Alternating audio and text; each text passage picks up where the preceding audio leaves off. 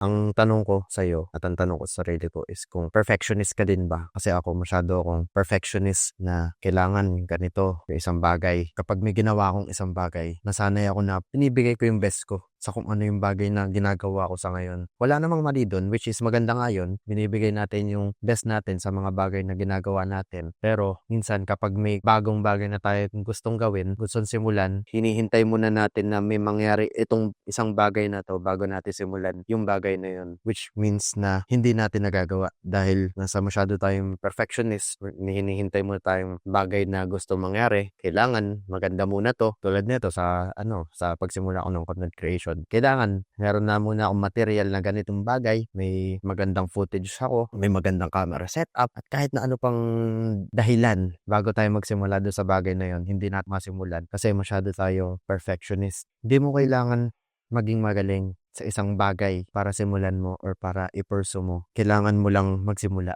Tulad nga nung sabi ni Gary Vaynerchuk, kailangan mo lang talaga minsan magsimula. Kailangan mo kunin yung camera mo, hit mo yung record, tapos video ka, salita ka ng salita ng kahit na ano, and then panoorin mo and post mo. Tapos kung ano yung magagawa mo mas better next, gawin mo yung mas better sa susunod. Ngayon, sa starting phase, bago tayo pangunahan ng doubt sa sarili natin, so tumalon kagad tayo doon sa cliff agad. Bago pa tayo matakot. Yung takot, nasa isip lang natin yan. Huwag nating hayaan kainin tayo ng takot na maging totoo yung takot na yun. Natatakot lang naman tayo kasi hindi familiar sa atin yung bagay, yung pangyayari. Ayaw natin yung mga bagay na bago kasi uncomfortable sa atin. Wala naman mali din na magstay sa comfort zone mo. Diyan ka nakakapahinga pero hindi tayo nag-grow sa kung nasan lang tayo. Natututo tayo sa hirap and mas natututo tayo kapag may nagagawa tayong mali. Kahit na akala natin tama yung ginagawa natin, palagi tayo may magagawang mali. Palagi tayo may mababangga. Kasi sa sobrang pagtingin natin sa taas, nakakalimutan na natin tumingin sa harapan natin. Dapat lang na may nakaset tayong goal, pero dapat alam din natin yung task na gagawin natin for short term. Set a goal and always plan your task.